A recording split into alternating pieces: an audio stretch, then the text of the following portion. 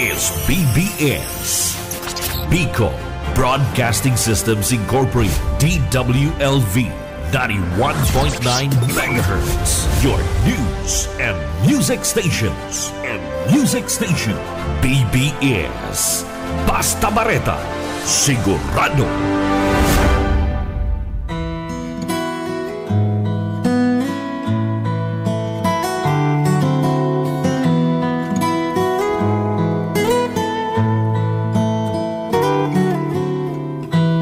Father, hear your children call. Humbly at your feet we fall.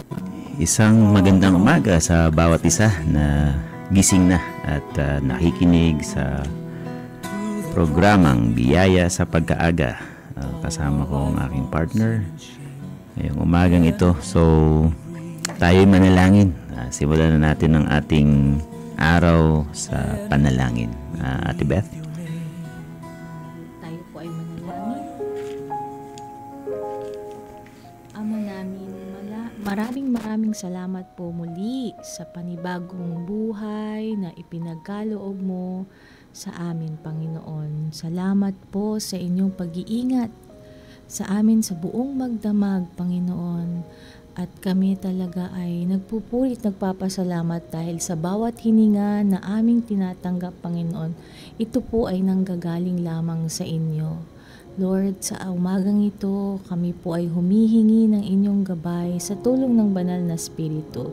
Sa mga nakikinig po at makikinig ngayong umagang ito, Panginoon, buksan niyo po ang aming mga puso't isipan sa inyo pong nais iparating sa amin, Panginoon. Any instructions na gusto niyo pong ipagawa sa amin, Lord God. Tulungan mo po ang mensahero ngayong umagang ito, naway inyo po siyang gabayan at ikaw ang patuloy na manguna sa kanyang buhay sa amin ngayong umagang ito, Panginoon. Ikaw ang siyang maluwalhati. Ito po ang aming samot dalangin sa matamis at makapangyarihang pangalan ng inyong anak na si Jesus. Amen. Amen. Salamat sa panalangin yan. Kahapon ay naka-attend tayo ng seminar, no, patungkol sa leading and living in difficult days, no. Medyo mahirap talaga yung panahon natin ngayon or sitwasyon. Pero welcome natin ang ating mga speakers. Actually magsasalita pa sila mamaya, no. Ngayong hapon para sa mga kabataan at ngayon ay anniversary ng BBCC. Okay? So, happy anniversary. So, naisip ko paano ba kumikilos yung Panginoon habang nakikinig ako kahapon doon sa seminar. Paano ba siya kumikilos sa ating buhay, no? Sa mahirap ng sitwasyon, pero paano siya kumikilos? And I opened the Bible and naalala ko itong 1 Samuel, no? Chapter 16. So ito yung ating pag-aaralan. Bibigyan natin ng tuon ngayong umagang ito. Okay, so paano ba kumikilos ang Panginoon sa ating buhay? So, pwedeng pakibasa yung siguro mas magandang basahin natin yung talatang ito. Meron ka bang 1 Samuel 16 verse 7? Simulan muna tayo sa 1 to up to 3 siguro. Sige, please. 1 Samuel 1 to 3. Anong sinasabi ng salita ng Panginoon patungkol dyan? Sige. Ito yung how God works, no, dito sa particular na sitwasyon. Of course, maraming paraan, maraming ways na kung saan ay kumikilos yung Panginoon sa buhay ng tao, no. Hindi naman pare-pareho ang dealings niya. Pero dito sa particular situation na ito, paano ba kumilos yung Panginoon? So, habang hinahanap pa yung verse. So, sa English po, sige. Sa New International Version, 1 Samuel chapter 1 chapter 1 to 3. Yes. There was a certain man from verse 1, there was a certain man from Ramathaim. 1 Samuel chapter 16. 1 Samuel chapter 16, verse 1 to 3.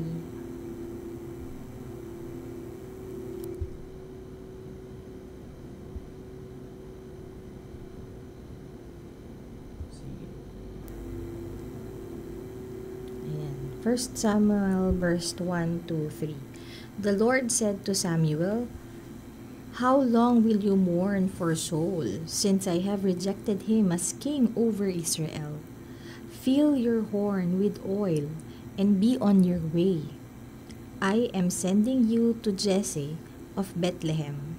I have chosen one of his sons to be king." But Samuel said, "How can I go? If Saul hears about it, he will kill me." The Lord said, "Take a heifer with you and say, 'I have come to sacrifice to the Lord.'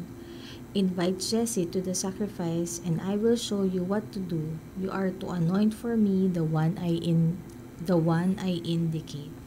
Amen. So, yung background talaga ng 1 Samuel, ito yung kung saan, kung mababasa natin yung chapter 15, ito yung time na kung saan ay nagrebelde, no?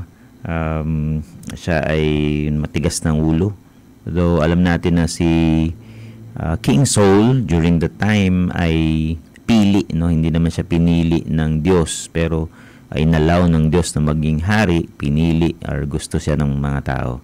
So, but sa chapter 15, dahil nga sa kanyang katigasan ng ulo, yung salita ng Panginoon ay nireject na, siya ay nireject na rin ng Diyos as king. So, na-realize din yun ni King Saul, pero of course, huli na ang lahat, at siya ay papalitan ng isang hari. So, ngayon, walang ano ang sitwasyon or paano kumikilos ang Panginoon dito sa particular na sitwasyon na ito para pumili ng bagong hari. So, paano siya kumilos? Yung unang-una na nakita ko rito sa iyong binasa, Ate Beth, inaalaw ng Diyos na mag-rule yung mga hari according sa kanyang timeline. Okay? O sa English, God allows kings and rulers to rule according to His timeline. No? Depende sa kanya. No, even the rulers that we have dito sa ating bansa, may mga particular timeline bakit inaalaw ng Diyos, no? He allows kings and rulers to rule, no? And sinabi niya dito, I have rejected him from being king over Israel, dun sa binasa mo, and I have chosen, no? I have provided, no? So yan ang unang nakita ko na depende sa Panginoon, nasa Diyos, no? Yung particular na sitwasyon na ito, siya yung pipili. At nakapili na nga actually siya. So, meron bang pagkakataon, Ate Beth, sa buhay mo na, or kung tatanungin kita, paano ba kumikilos yung Panginoon sa buhay mo? Paano mo nalalaman na kumikilos yung Panginoon? Pag perfect or walang sablay. Walang sablay. Yung narinig kong word kahapon. Pag walang sablay, then that's the time na masasabi ko na yun ay pagkilos ng Panginoon. At hindi yun yung kalooban ko, kung hindi yun ang kalooban ng Panginoon. Pero pag sablay, it means that it was my own will. Kalooban ko lamang yun. Okay.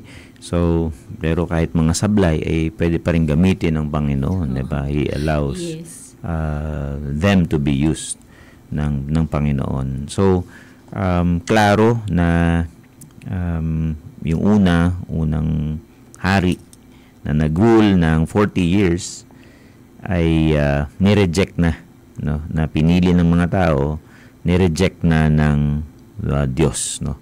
during this time. At siya ay meron ng pinili para mag-rule sa bansang Israel. So, from theocracy na yung Diyos ang nagro-rule, napalitan ng human, no? Ang nag-rule na inalaw ng Diyos na mag-rule itong si King Saul. So dahil nga siguro sa tindig, sa pagkagwapo, and many other abilities. Pero kung titignan mo yung pangalawa na nakita ko dito sa verse, actually part pa rin ng 1 and hanggang 3, sabi niya, ang sabi niya rito, verse 1, sabi niya, I will send you to Jesse the Bethlehemite, for I have provided for myself a king among his sons. So, dito sa text na ito, hanggang dito sa verse 3, ang sabi niya, invite Jesse to the sacrifice, and I will show you what you shall do, and you shall anoint for me the one whom I name to you. So, kung makikita natin, hindi lang niya inaalaw na siya nag-aalaw para sa mga kings and rulers to rule according to his timeline. Siya rin ang nagli-lead at nagbibigay, no, ng clear direction. So, God leads and gives clear direction. Ito, sabi niya, I will send you. I will provide. No? I have provided. Anong sinabi niya? Take a heifer with you. I have come to sacrifice to the Lord. And I have come, invite Jesse. Diba? So, I will show you. And you shall anoint for me. So, these are instructions, mga utos or clear guidance ng Panginoon kung paano niya makikilala itong susunod na hari. Ito nga ay si David na anak ni Jesse. Sa panahon natin ngayon, hindi naman direct na nangungusap yung Panginoon, no, sa atin na with an audible voice, meron tayong salita niya, no, yung salita ng Diyos na binabasa natin ng Bible, yun yung nagbibigay sa atin ng instruction para maging clear yung kalooban ng Panginoon sa buhay natin. So, sabi nga doon kahapon na hindi ko rin nakalimutan yung LTO. We just need to listen, trust, and obey. No? Doon sa listening, medyo critical, no? Para maging klaro yung kalooban niya sa buhay natin. So, ang tanong lang, ngayong umaga, nagko-consult pa ba tayo sa salita ng Diyos bago tayo gumawa ng desisyon? Sa mga decision makings na ginagawa natin sa ating tahanan, maging ito man ay major or minor or major decisions, nagsisik pa ba tayo ng wisdom nang galing sa Panginoon? Or nagpipray pa ba tayo? Pinagpipray pa ba natin yan? Hinihiling natin sa Panginoon yung mga bagay na gusto niya ang masunod sa ating mga desisyon.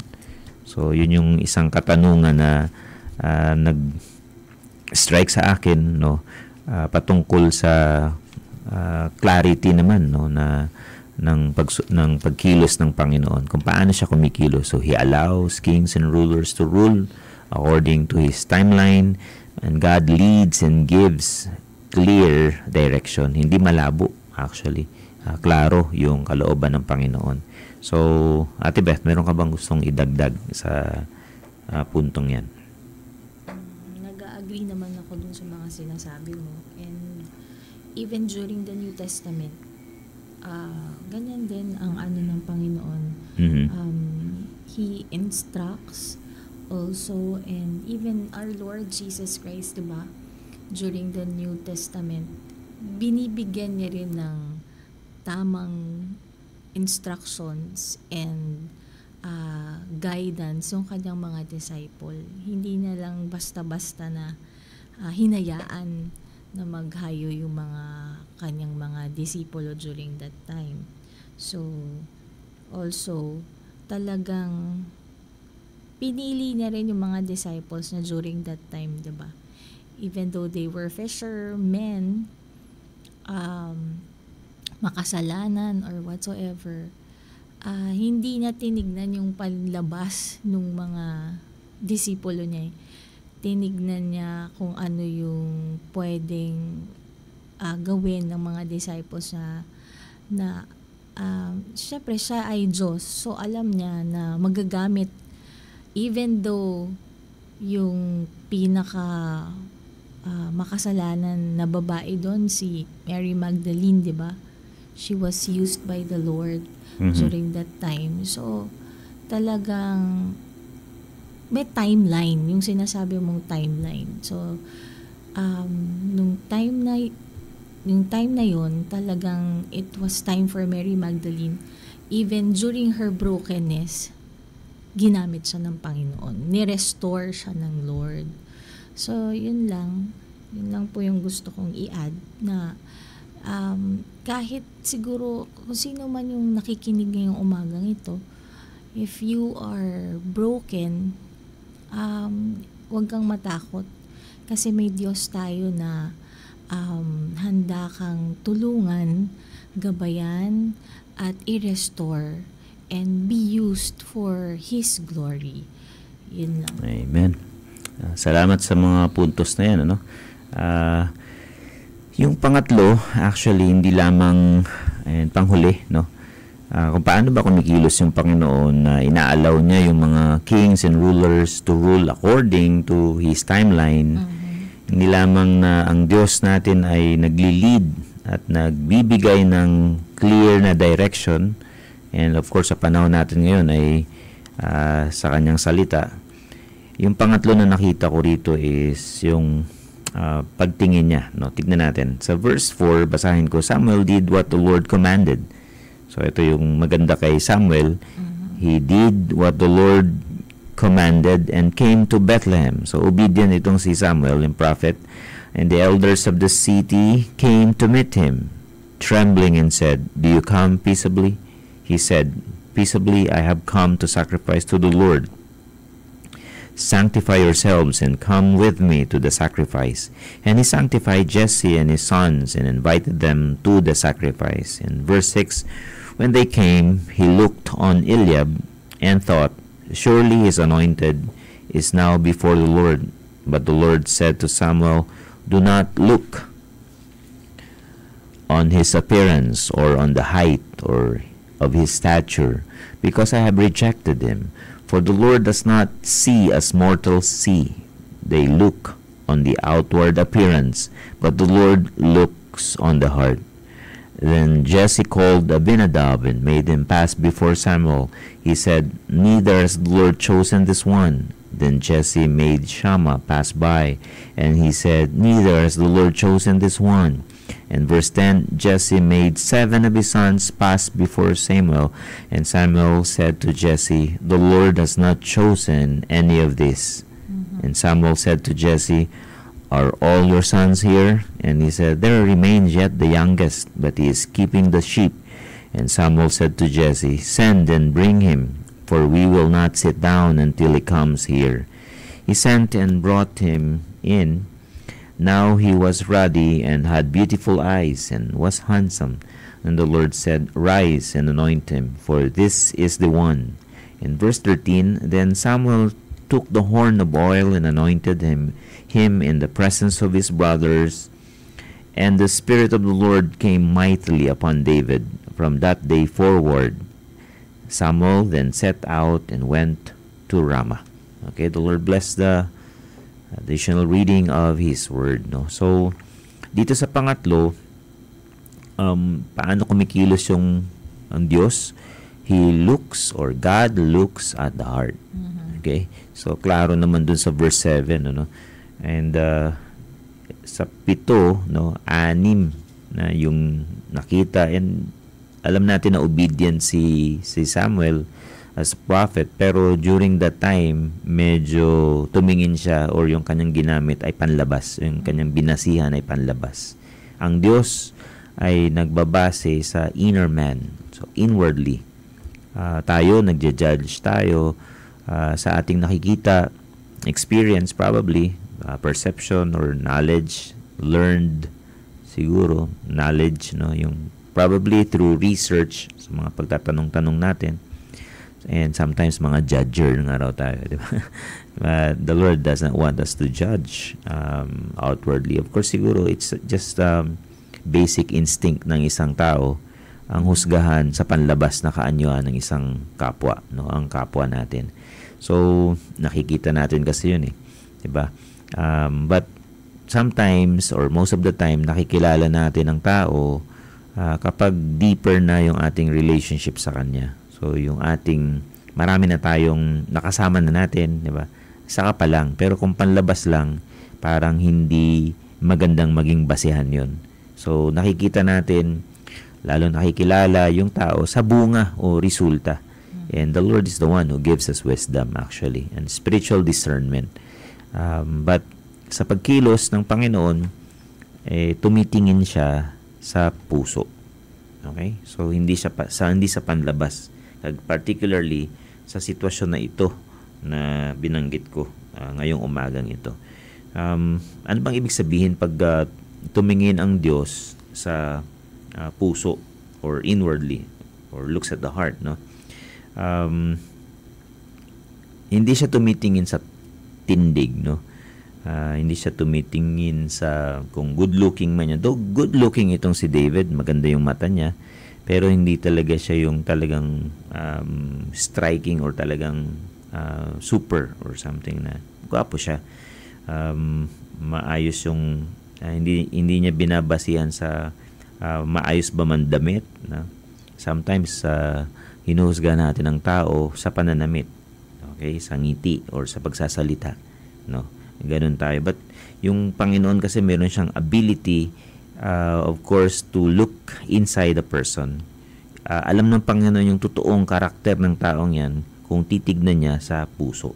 Tinitignan niya sa puso.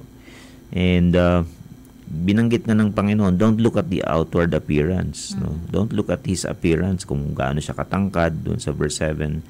Ni-reject ko na yan. Hindi yan, no? Hindi pareho ang pagtingin ng Diyos sa kagaya ng pagtingin natin. Ibang-iba talaga. And si Saul, unang hari ng Israel, tall and handsome. And siguro baka kaya ganun, binabasihan ni Samuel si Saul na kailangan matangkad din, kailangan gwapo din, no? And si Eliab, medyo striking talaga yung kagwapuhan. But of course, alam natin na iba ang nasa isip ng Diyos na i-anoint or i-appoint bilang isang hari ng Israel. And ni-reveal naman ng Panginoon yun kay Samuel. Yung taong ito ay after God's own heart. Yun yung kanyang malapit sa puso ng Diyos. So during the time si David ay shepherd, nag-spend siya ng time sa Panginoon, no? Marami siyang natutunan and sa Panginoon, kasama niya yung Panginoon, and doon siya na train actually as a shepherd, no?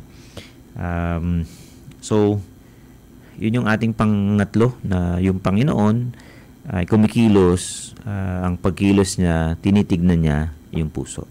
Okay, napakabilis ng oras. We only have few minutes. Ate Beth, mayroon ka bang maikling gustong idagdag dito? Wala na. Okay, so tumitingin ang Diyos sa ating puso. So kaya alagaan din natin ang ating mga puso or ingatan kung saan nakatutok or ano yung focus ng ating puso. And alam natin na si David, God's choice, di ba? Imperfect siya pero tapat, no, sa Panginoon. He is a man after God's heart. And oo, handsome nga siya pero hindi siya striking. Hindi kagaya kay Saul. Okay?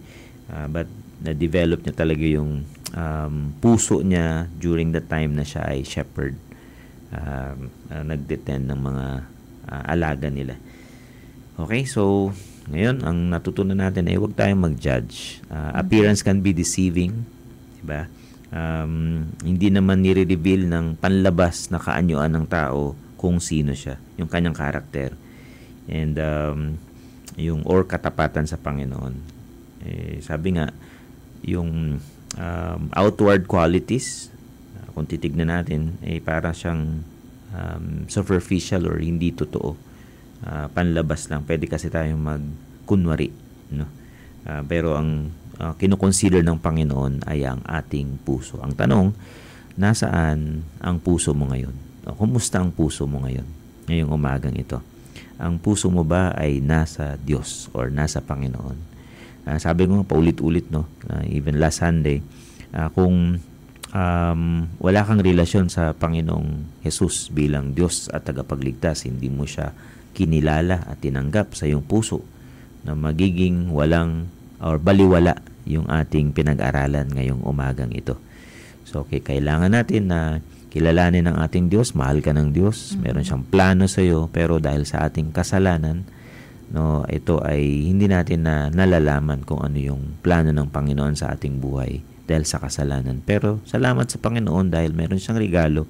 Ang regalo niya ay ang buhay na walang hanggan na kay Kristo Jesus lamang, no, na ginawa ang lahat, no. Ibinigay ang buhay para tayo ay magkaroon ng buhay na walang hanggan. At kung yun ay tatanggapin natin ang regalo na yun, ay magkakaroon tayo ng buhay na walang hanggan. Kahit magkakaroon tayo ng kasiguruhan, kahit na tayo ay buhay pa, na pag namatay tayo, tayo ay pupunta, maging kasama ng ating Panginoong Diyos sa kanyang kaharian.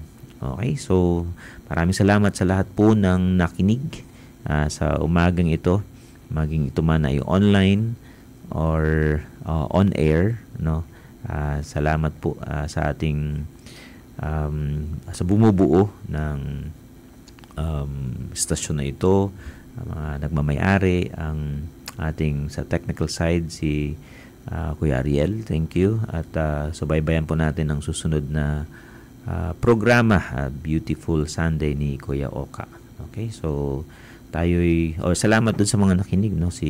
Hindi ko alam kung nakinig siya, but batiin na natin si Ate Eva at si Kuya Junior na palaging sumusubaybay, at sa lahat ng mga hindi namin nare-replyan, no, sa Facebook or sa online. Tayo'y manalangin. Ate Beth, let's pray. Dakilang Diyos, kami po ay nagpapasalamat po dahil iba't ibang paraan kung ikaw ay kumilos. Pero dito sa particular na pinag-aralan po namin sa Book of Samuel, klaro, Panginoon, yung instruction ninyo. Salamat dahil si Samuel ay obedient. Pero doon lang siya nagkamali dahil humuhusga siya sa panlabas na kanyon. Pero ikaw na Diyos namin, ikaw ay tumitingin sa aming puso. Salamat, Panginoon, dahil ikaw rin ang naglalagay ng mga hari, mga leaders ng aming bansa. At kayo rin po, Panginoon, ay may timeline para sa bawat isa sa kanila. Nawa, habang sila ay nasa pwesto, ay gawin nila yung tama, gawin nila yung nakabubuti para sa aming bansa. Hindi lamang sa pansarili. Ang dalangin ko, Panginoon, bago man lang mag-end yung mga terms ng mga leaders, ay ma-realize nila ito, na sila ay iniluklok lamang ng aming Diyos, ng ating Diyos. So, dalangin ko, Panginoon, na kami rin, na mga anak ninyo, ay tulungan niyo po na hindi kami maghusga sa panlabas na kaanyuan. Hingi kami ng tulong sa inyo para ma-discern kung ano yung kalooban ninyo. Salamat dahil merong Bible, merong salita ninyo, Panginoon, na pwede namin pag-aralan para maging tama yung mga desisyon na ginagawa namin sa aming buhay, pamilya, mga personal man yan. So, tulungan niyo po kami. Bagamat hindi ganun ka dali mamuhay sa panahon namin ngayon. Medyo mahirap kumita ng pera. Pero sa tulong, awat biyaya nyo, nire-reveal ninyo, Panginoon, ang inyong kalooban. So, tulungan niyo po kami na maging tama ang aming mga puso dahil yun ang inyong tinitignan. So, salamat po na sa lahat po ng nakinig. Salamat po sa istasyon na ito. Pagpalain niyo po ang DWLV, sa lahat po ng bumubuo ng stasyon na ito, mula sa may-ari hanggang sa pinakadulo ng mga personnel, kayo po ang magpapala sa kanila. Yes. Sa lahat ng mga anchors. And sa mga AMNI pastors, Panginoon, na magtatayo sa pulpito, sa mga iba't iba pang simbahan, pagpalain niyo po at mangusap kayo. At patuloy, Panginoon, na maibahagi ang inyong salita, ang inyong gospel of salvation is through Jesus Christ alone. Yes. Salamat po, pagpalain niyo rin po ang mga nagse-celebrate ng anniversaries. Ngayong araw na ito, ang BBCC, ang CCF sa Kanaman. Pagpalain niyo po, Panginoon, ang mga leaders and members ng iglesyang mga iglesyang ito. Salamat po. Yan, pagpalain niyo rin yung seminar mamayang hapon para sa mga kabataan. So, salamat po sa inyong presensya. Ikaw po ang maluwalhati at nabigyan nawa ng kaluwalhatian. Ito po ang aming dalangin at hiling sa matamis na pangalan ng aming Panginoong Hesukristo. Amen. Amen. At amen. Magandang umaga po sa bawat isa.